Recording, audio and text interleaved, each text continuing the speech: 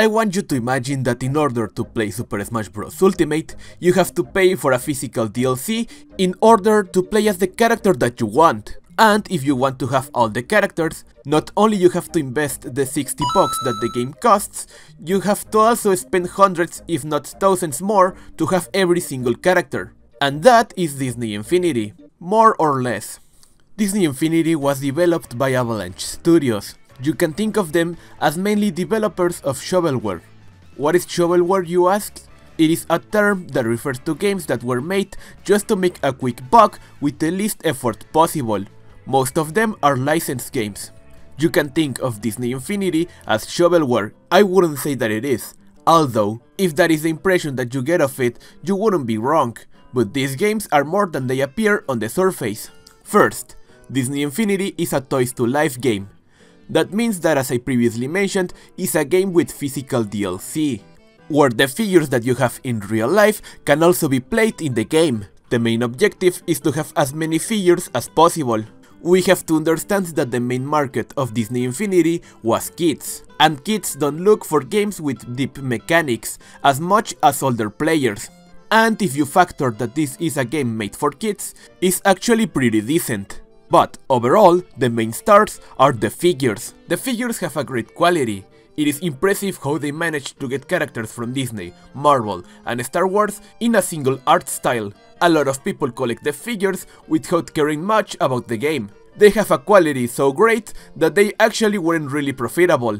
And if I have to be honest, even as a Nintendo fanboy, the figures from Disney Infinity have a far better quality than the amiibos. At least at the beginning. Nintendo has gotten way better at making amiibos.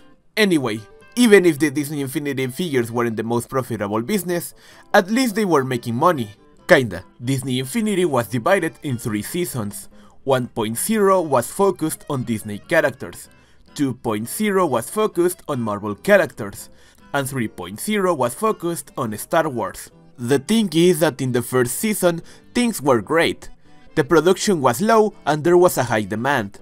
But when they decided to release Disney Infinity 2.0 with Marvel characters, things went a bit overboard. Without studying the market, they decided to make and sell millions of units of each character. Not a great plan.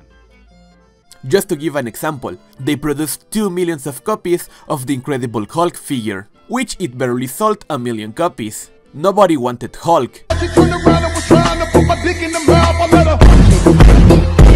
And not even make me start with Hawkeye, and things don't end there.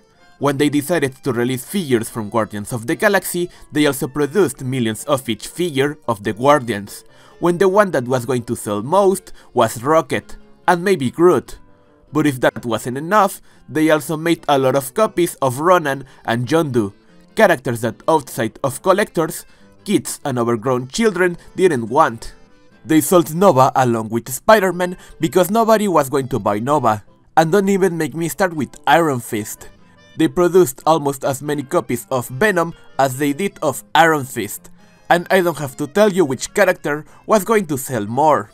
They also made the Green Goblin, but they decided to do the design from the Spider-Man cartoon that nobody likes, instead of a more classic design that comic book fans will be more likely to buy. They clearly didn't understand their market, and it shows. They could have learned from Nintendo.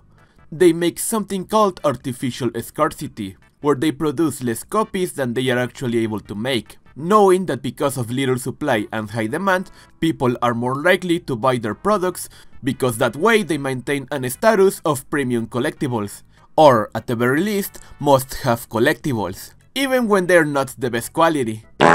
Some amiibos are super expensive even when they're not the most demanded characters, because of the same reason.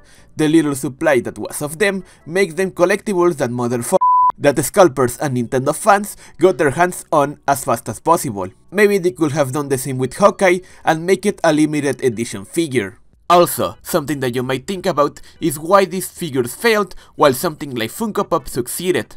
And that is because they have pretty different markets. People that buy Funkos are mostly young adults. This game was marketed towards children that either wouldn't want all the figures, and even if they wanted them, their parents wouldn't buy them. and the few gamers that actually were playing the game just saw these figures as DLC instead of collectibles. All of those blunders ended up with Disney Infinity being cancelled, because of all the money that Disney lost. And honestly, it is kinda sad because to start with, how is it that one of the biggest crossovers in gaming goes unnoticed? You had Marvel, Disney and Star Wars in the same game. This is on the same level than crossovers like Marvel vs Capcom, Super Smash Bros, and even Fortnite, so why it didn't succeed? How is it that Fortnite of all things overshadows Disney? Well, obviously because of the previously mentioned reasons, and also because I feel like a crossover this big needed a bigger marketing campaign. Even when the games were released, there wasn't any big following. Maybe it just needed a little push, but it seems that Disney just gave up on it as soon as it started to lose money. Even if this game is dead, it has a little legacy. Even these days, Disney is still making toys with the same art style of Disney Infinity. They had plans to make more playsets compatible with the game, mainly of Doctor Strange, Coco, Moana, Carnage, and other Star Wars projects. Even then, not all ideas were thrown into the trash. Most of them ended up just being toys. They are fairly common. If you go to the toys aisle in a Walmart or any store, you might find some of them. That said, the game is not bad. The graphics look pretty decent even nowadays. The art style really makes this game a big favor. This game will look amazing for a long time. Also, I have to mention that the cities and maps that appear in the game feel pretty alive, considering that the game is from the 2010s. There's a lot of objectives and you can interact with a lot of parts of the city. The gameplay is really simple. You have an attack button to throw objects, shield and jump. The thing is that even if all characters control the same, they feel different, because the developers made a really good job capturing the essence of each character. Something funny is how every character does this powerful slam that breaks the floor. Everyone has the strength of Hulk, I guess. Also, the voice acting is... Shush. Listen, I heard a secret. There's a treasure what's hidden just outside of town. Funny, to say the least. Each game has two game modes. The toolbox mode, where you can make your own levels, kinda like Mario Maker, and the story mode for each character, like the Avengers, Spider-Man, The Incredibles, Star Wars, you name it. But honestly, the missions feel boring pretty quick. They are really repetitive. Something that could have made this game better is if you could make the Star Wars missions with Spider-Man with the help of Lightning McQueen, or Frozen missions with Captain America and Chewbacca as a sidekick. It feels like missed potential that could have made the game more entertaining and less repetitive. There is also a race mode that lets you mix the characters, but it also feels boring pretty quick. Although it is pretty funny that you can just shoot to random NPCs.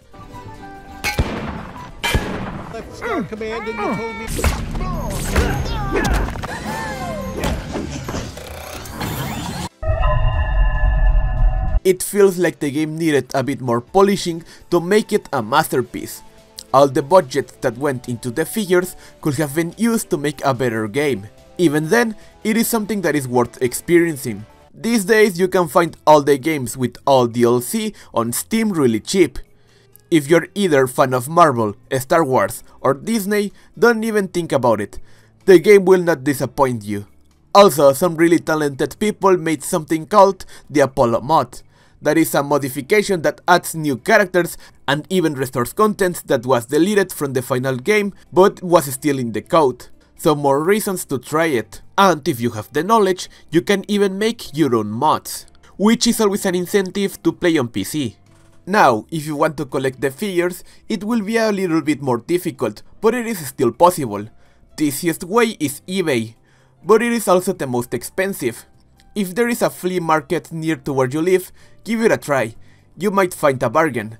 I found some of mine in places where they sell more than 2 figures for less than $1. Some people don't know what they're selling. Also, before finishing the video, I have to mention that this video game made Spider-Man Cross Elsa canon.